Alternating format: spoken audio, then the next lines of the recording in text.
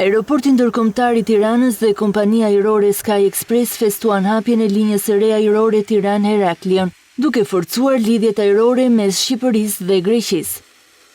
Ceremonia u zhvillua pranë avionit në prani të përfaqësuesve të ambasadës së Greqisë, zëvendës kryeministres dhe ministres së infrastrukturës Belinda Balluku, përfaqësuesve të aviacionit civil, ministrisë së turizmit dhe drejtuesve të Sky Express dhe TIAS.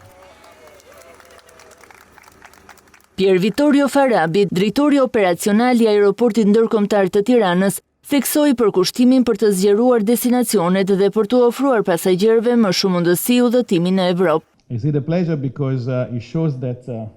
Inaugurimi i linjës së re tregon se aeroporti ndërkombëtar i Tiranës po zhvillohet e bëhet tërheqës për partnerët tanë të linjave ajrore.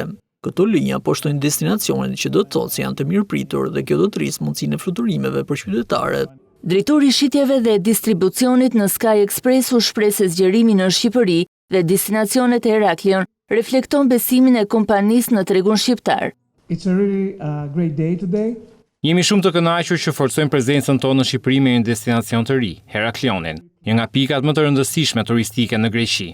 Përfaqësuesja e qeverisë shqiptare dhe ajo e ambasadës greke theksuan rëndësinë e bashkëpunimeve të tilla për forcimin e lidhjeve rajonale dhe zhvillimin e turizmit.